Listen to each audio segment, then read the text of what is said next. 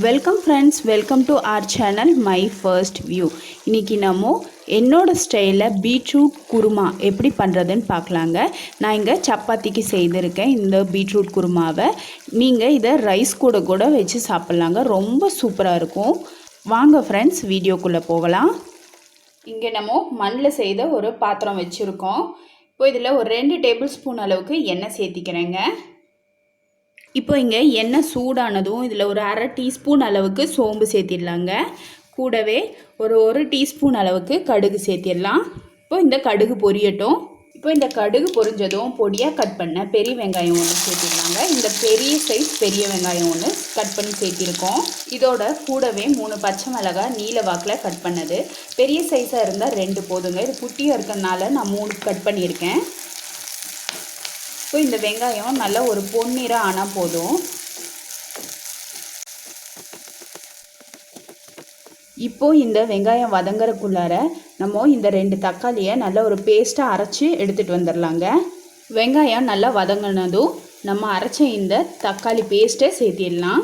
இப்போ இந்த தக்காளி பார்த்திங்கன்னா நல்லா எண்ணெயெல்லாம் பிரிஞ்சு வர்ற வரைக்கும் வேகட்டும். அடுத்ததாக நம்ம இங்கே பார்த்திங்கன்னா 2 துண்டு பட்டை எடுத்துருக்கோம், 3 லவங்கம், 2 ஏலக்காய், ஒரு 1/4 டீஸ்பூன் அளவுக்கு சோம்பு, ஒரு 1/2 டீஸ்பூன் அளவுக்கு சீரகம், ஒரு 1/2 இன்ச் அளவுக்கு இஞ்சி, 2 பெரிய பல் பூண்டு, ஒரு 10 முந்திரி எடுத்துருக்கோம். இது கூட ஒரு 1/4 மூடி தேங்காய், இதையும் வச்சு நம்ம அரைக்க போகிறோங்க. இப்போ இது எல்லாத்தையும் நம்ம தக்காளி அரைச்சி அதே ஜாரில் போட்டு அரைச்சி எடுத்துக்கலாம். இப்போ இதை ஒரு நல்ல பேஸ்ட்டாக நம்ம அரைச்சி எடுத்தாச்சுங்க. இப்போ பார்த்திங்கன்னா தக்காளியிலேருந்து நல்ல எண்ணெயெல்லாம் தெளிஞ்சு வந்திருக்கு. இப்போ இதில் ஒரு 1/2 டேபிள் ஸ்பூன் அளவுக்கு மிளகாய் பொடி சேர்க்குறேன். உங்கள் காரத்துக்கு ஏற்றா போல் கூட குறைய சேர்த்திக்கோங்க. நம்ம ஆல்ரெடி பச்சை மிளகாவும் சேர்த்திருக்கோம், அதனால் அனுசரித்து சேர்த்திக்கோங்க. அடுத்ததாக ஒரு 3/4 டேபிள் ஸ்பூன் அளவுக்கு மல்லித்தூள் சேர்த்திக்கிறேன். கூடவே ஒரு 1/4 டீஸ்பூன் அளவுக்கு மஞ்சள் பொடியும் சேர்த்திக்கலாங்க. இப்போது நம்ம இந்த பொடிகள் எல்லாத்தையும் நல்லா வதக்கிக்கலாம். இந்த பொடிகளை நம்ம எண்ணெயில் வதக்கும்போது அரோமா நல்லா இருக்குங்க.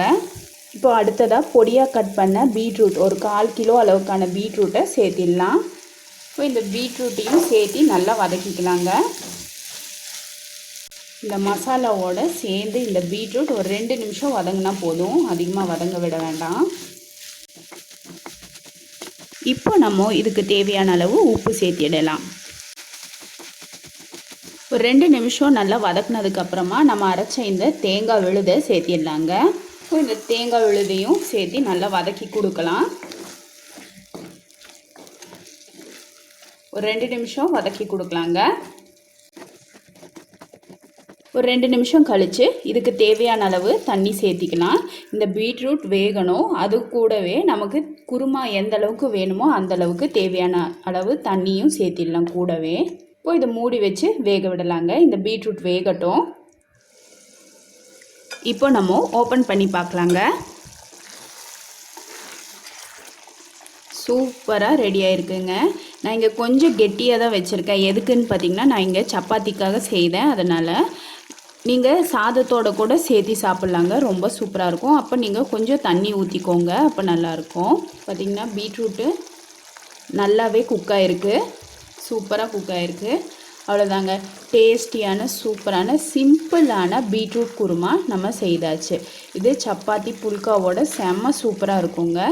நம்ம செய்த இந்த பீட்ரூட் குருமா ரெசிபி உங்களுக்கு பிடிச்சிருந்தால் லைக் பண்ணுங்கள், ஷேர் பண்ணுங்கள். மறக்காமல் மை ஃபர்ஸ்ட் வியூக்கு சப்ஸ்கிரைப் பண்ணுங்கள் ஃப்ரெண்ட்ஸ். பெல் ஐக்கானோட ஆளுங்கிற ஆப்ஷனையும் கிளிக் பண்ண மறந்துடாதீங்க. இது வரைக்கும் வீடியோவை பொறுமையாக பார்த்ததுக்கு ரொம்ப ரொம்ப நன்றி ஃப்ரெண்ட்ஸ். தேங்க்யூ.